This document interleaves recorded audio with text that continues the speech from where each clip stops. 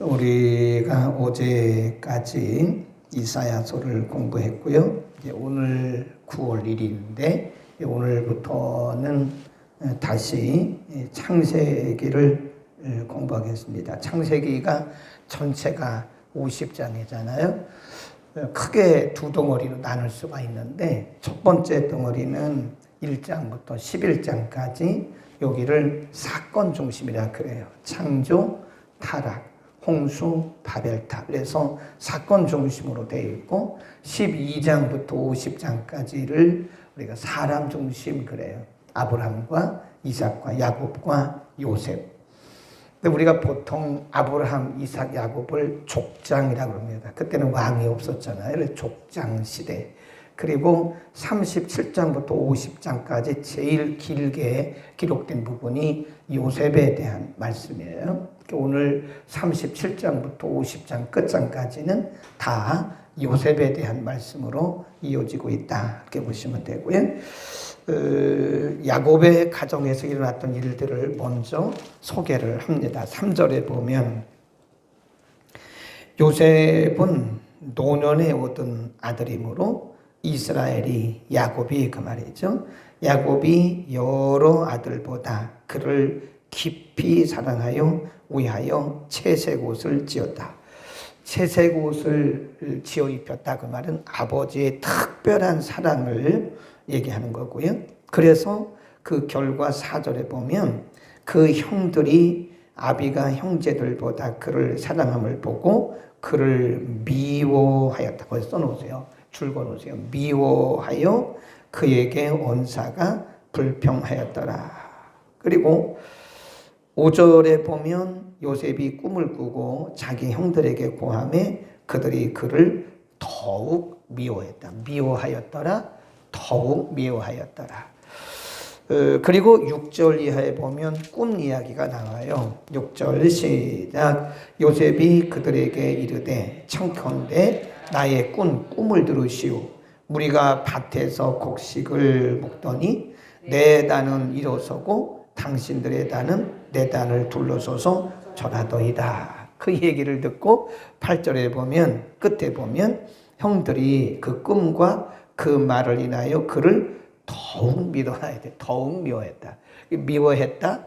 그러니까 첫 번째는 아버지 야곱의 그 편애하는 모습을 보고 미워했고 꿈 이야기를 듣고 더욱 미워하고 그 다음에 또 한 가지 꿈을 꿔요. 9절에 보면 요셉이 다시 꿈을 꾸고 그 형들에게 고하여 가로되 내가 또 꿈을 꾼즉 해와 달과 열한 별이 내게 절하도이다 하니라. 11절 시작. 그 형들은 시기하되 그 아비는 그 말을 마음에 두었더라.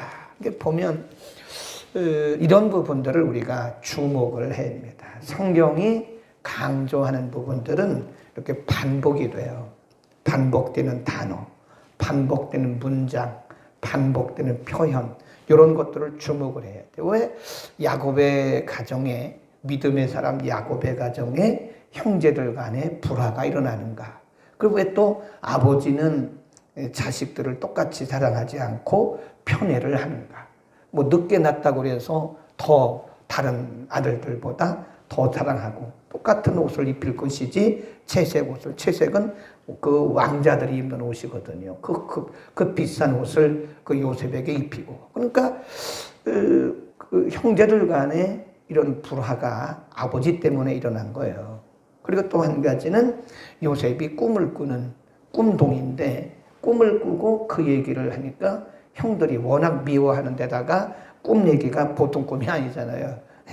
자기의 단은 자기가 이제 곡식단이 밭에 있는데 요셉의 곡식단은 여기 있고 형들의 곡식단 11곡식단이 여기 요셉의 곡식단에게 절을 하는 이거 기분 나쁘잖아요. 형들이 그 뜻은 뭔지는 모르지만 기분 나쁘고 그러니까 더욱 미워하는 거예요. 또 한 가지 꿈을 꾸고 뭐 해달별 뭐 이런 꿈을 꾸니까 더욱 시기하고 이러는. 그러니까 어떻게 보면 이 야곱의 실수이기도 합니다. 야곱이 이 아들들을 그냥 평범하게 똑같이 이렇게 사랑하고 그래야 되는데 편애를 하는 바람에 야곱의 가정에 형제들 간에 이런 시기와 질투와 미움, 불화가 생겼잖아요.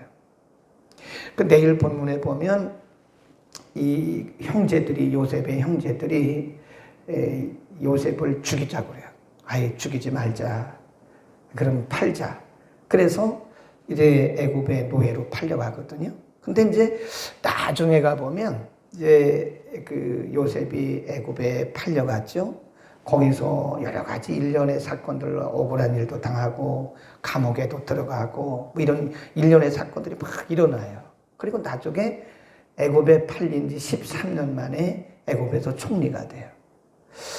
그 결과를 보면 우리가 이 부분을 알 수가 있는데 그 결과를 보기 전까지는 이 부분을 이해할 수가 없어요. 그래서 우리가 참 어떤 때는 지금 현실에 일어나고 있는 일들을 가지고 우리가 왈가왈부하면 큰일 난다는 것을 제가 늘 얘기하잖아요. 지금 일어나고 있는 일을 가지고 이게 맞다, 틀리다, 아니다, 기다 그런 말을 하면 안 된다는 거예요. 왜냐하면 시간이 지나봐야 알아요. 인간은 모릅니다. 내가 기도해 보니까 이런 것 같더라. 그거는 자기 감이지, 감. 자기 느낌이지, 그것을 하나님의 뜻이라고 그냥 다 이렇게 발표하고 그러면 안 돼요. 그리고 그걸 가지고 결론 내리면 안 됩니다. 우리가 실수를 참 많이 하고 살아가요. 저도 이렇게 지나놓고 보면 실수 참 많이 했어요. 그것이 기도할 때는 하나님의 뜻인 것 같고 그것이 기도할 때는 성령의 음성으로 알아들었는데 시간이 지나고 나서 보니까 아닌 경우도 많았어요. 그런데 인간이기 때문에 우리가 뭐 그럴 수밖에 없긴 하나, 우리가 지금 여기서 야곱의 가정에서 일어나고 있는 이런 일련의 사건들을 보면서 우리가 이거를 어떻게 해결을 할 것이냐, 어떻게 해석을 할 것이냐. 믿음은 해석이 아니겠어요? 이 인터프리테이션이 굉장히 중요합니다. 해석을 잘해야 돼, 해석을. 그러면 야곱의 가정에서, 믿음의 가정에서, 믿음의 가문에서 일어나고 있는 형제들 간의 불화.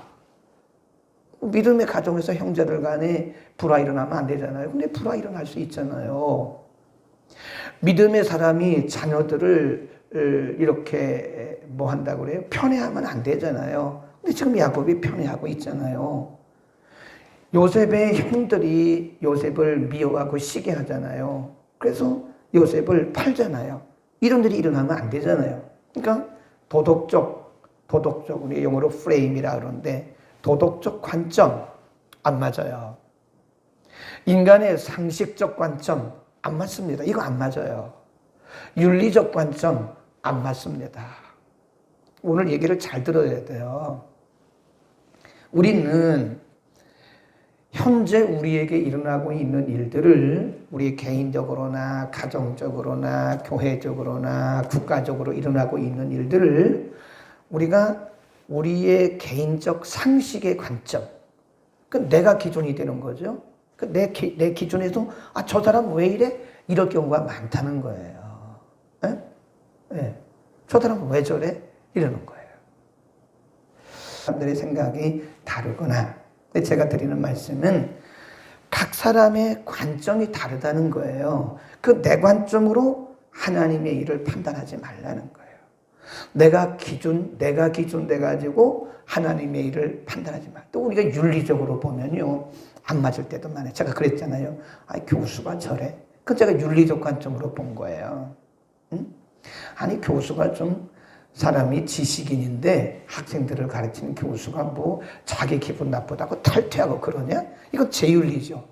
그래서 제가 그분을 정죄해서는 또 안 되는 거예요. 전 또 제 입장에서 정죄한 거잖아요. 정죄라기보다는 그렇게 얘기한 거잖아요. 그러니까 윤리적 관점, 우리의 상식적 관점, 내 개인의 어떤 그 관습적 관점, 이런 게 다 관점들이 있다는 거예요. 그런데 중요한 것은 하나님의 일은 내 관점으로 볼 때 안 맞을 때가 많아요. 그러니까 우리가 스스로 판단하잖아요. 하나님의 뜻이다, 아니다. 그거 하지 말라는 거예요. 하나님이 하시는 일은 때로 윤리적으로, 도덕적으로 안 맞을 때도 있어요. 그러니까 이 세상의 윤리적 관점, 도덕적 기준을 가지고 딱 재가지고 이거 하나님의 일 아니다. 그러도 안 돼. 여기 보세요. 이게 윤리적으로 맞아요? 아니, 어떻게 아버지가 아들들을 고르게 이렇게 사랑하고 그래야지 늦게 낳았다고 그래서 그렇게 편애를 해가지고 아버지 때문에 형제들 간에 불화 일어났죠. 그게 윤리적으로 맞냐고요. 그게 도덕적으로 맞냐고요. 안 맞잖아요. 그런데 이 속에 하나님이 일하고 계세요. 아멘.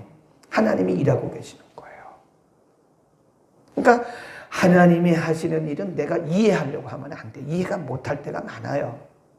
하나님이 하시는 일들은 우리의 상식적 관점, 또 관습적 관점, 우리 어떤 윤리적, 도덕적, 종교적 관점에서 내 경험적 관점에서 안 맞을 때가 많아요. 분명히 이해하시죠? 그러니까 내 관점에서 이것이 하나님의 뜻이다 아니다 그런 말 할 수가 없다. 해서는 안 된다는 거예요. 요즘에 보면 뭐 어떤 분이 이단이다 막 그런 얘기도 하는데 막 서로 또 싸움 붙었어.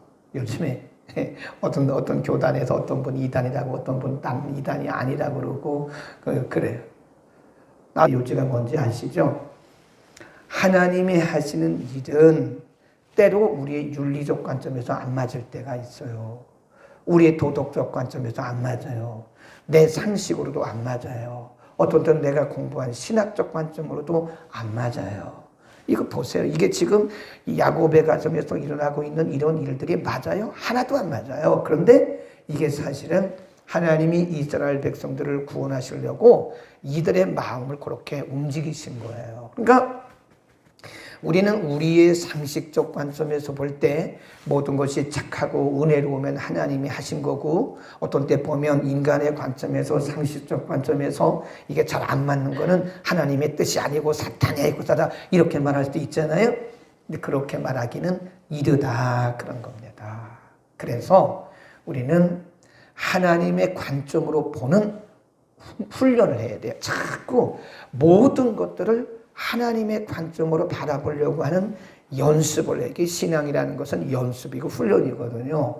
훈련이 안 되어진 사람은 자꾸 자기 기준에서 보려고 자기 관점에서 자기 상식적 관점에서 내 경험이 틀릴 수 있거든요. 내 체험이 틀릴 수 있고 내 관습이 틀릴 수 있고 내 상식이 틀릴 수가 있는 거예요. 그러니까 절대로 제가 말씀드린 것은 내가 기준이 되지 말라는 겁니다. 내가 기준이 되지 말라는 거예요.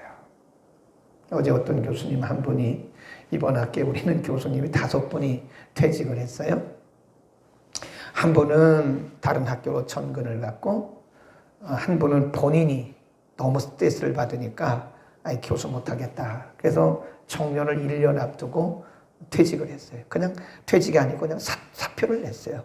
비대면 수업하려고 보니까 우리 같이 젊은 사람들은 제가 젊죠. 그리고 이런 기계를 잘 만지는 사람들은 뭐 제가 그냥 실시간으로 강의를 해도 되고 아니면 녹화해서 매번 한 과목이 보통 90분 강의면요 25분, 35분짜리 강의 이러고 3편을 올려야 돼요. 매일 찍어서 올리려고 해요. 교수 이거 정말 힘듭니다. 그러니까 한 분이 나는 스트레스 받아서 못하겠다. 내가 이거 하다가 난 큰일 나겠다. 그래서 어제 사퇴했어요. 그리고 3분은 65세가 돼가지고 명예퇴직을 했어요. 근데 어제 마지막 고별 설교를 사임하신 분이 고별 설교를 하면서 상담학과 교수님인데 내가 그분 설교 처음 들어봤어요. 네. 근데 고별 설교를 하면서 뭐라고 하냐면 감사라고 하는 제목으로 그 설교를 하는데요. 자기는 상담학과 교수인데 수많은 사람들을 상담해왔다는 거예요. 학생도 상담하고 일반인도 상담했는데 그러면 사람들이 마지막에 물어본대요. 교수님은 그러면 이 세상을 어떻게 봅니까? 이렇게 이런 문제를 어떻게 봅니까? 이렇게 물어본다는 거예요. 그러면 저는 감사라고 하는 프레임, 감사라고 하는 틀을 가지고 모든 거를 본다는 거예요. 모든 거. 그러면 이 세상에 감사하지 않을 게 하나도 없다는 게 하나도. 그래 어떤 사람이 물어봤어요. 아니 1년 앞두고 그 청년 1년만 있으면 청년 퇴직하고 그럼 연금이 꽤 나올 텐데 아니 그거 1년 앞두고 청년 퇴직하면 그거 어떻게 안타까워서 어떻게 해요? 근데 자기는 그것도 감사되는 거예요. 감사라고 하는 프레임, 감사라고 하는 틀을 가지고 모든 거를 바라보니까 모든 게 다 감사한 거예요. 아멘. 나는 이번에 설교에서 이거 은혜 받았어요. 우리가 아는 거지만 훈련이 안 된 거예요.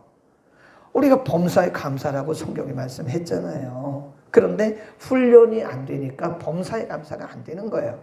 골라서 감사하는 거예요. 내 입맛에 맞는 것은 감사하고 입맛에 안 맞는 거는 감사 안 하고 막 이런단 말이에요. 그게 무슨 그 범사에 감사입니까? 근데 그게 하루아침에 되는 게 아니라는 거예요.